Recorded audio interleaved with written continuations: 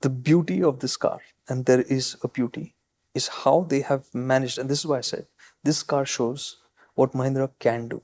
This homegrown platform of theirs has impressed with how well it behaves. I'm going to be clear here. How well it behaves by this category standard. Ladder frame chassis standard. Exactly. It is not going to be as comfortable. It is not going to be as tireless as a Grand Vitara to travel with, as a Creta or something like that. Basically, a road-biased vehicle will be far more comfortable over longer distances. It will be far more convenient. But what they have managed here is special. Yeah. It is way better than the Thar.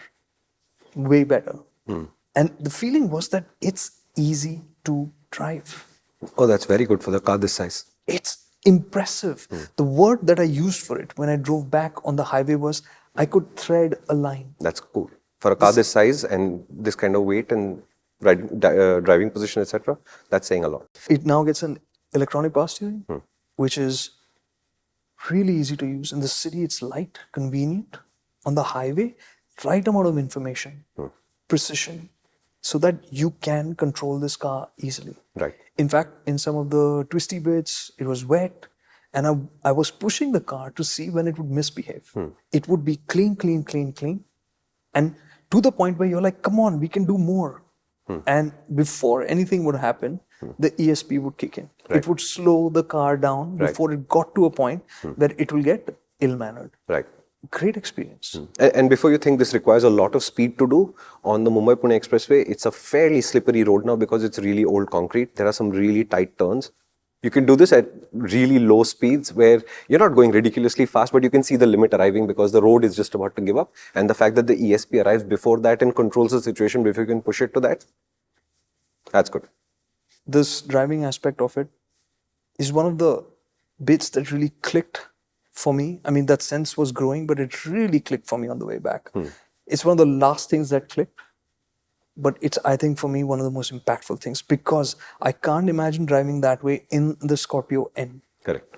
The Scorpio N rolls, you feel its weight. Yeah, and this car famously rolls. And this car on paper is taller than the Scorpio N. But more controlled anyway. Why did I drive it more in the city? Because there's a story to this. When I had taken the Scorpio N back home, I take my son for his classes on the weekend. So, and he's there, my wife's there, and she was sitting in the back. And she told me within the first 10 minutes of being in the car, if you ever get this car again, correct, do not ask me to come along. Correct. She gets car sick really quickly. No, and not just Vinita, this is for us also. We very early in motoring, we went to shoot a film. And in that, we had a Grand Vitara and the Scorpio. And on the way back, the crews that were sitting in these two cars swapped. And the senior members of the crew were sitting in the Scorpio. And that didn't last very long because there were very furious phone calls saying, no, we want to swap cars, you stop now. And then rank was pulled. And the seniors moved back into the Grand Vitara because they just couldn't handle the second row experience of the Scorpio. So it actually happened in both these situations. And so, Vinita, I'm with you here. Yeah, no, I get it. So this time when I went home, I said, okay, we'll go. I need to go. We'll come along. So I asked her to come along and asked her to sit in the back. I drove and she was like, this is nice. Lots of space in the back.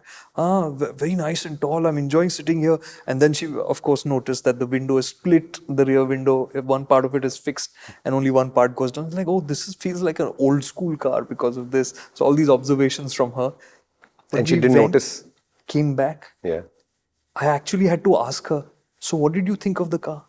She didn't volunteer any opinion. Otherwise, usually if you don't like something, it's like, never again. Correct. Right? Yeah. In this, it was like, yeah, it was nice. So I said, okay, this is not right. Correct. Maybe we didn't drive long enough. So I created another excuse.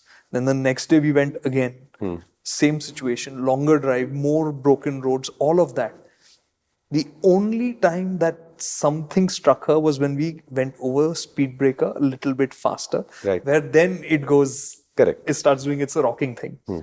That was the one time I said, oh, this moves. But that was it. It was done. Correct. So this was a very important test. Yeah, and from whatever he's saying, I can infer that this is a big step from the Scorpio. Big step. It's a big step. And for me as a driver, massive improvement from the Thar. For passengers, big improvement over the Scorpio N. So as a package, this is wrapping up to be a solid package that way. That is a clip from MotorInc.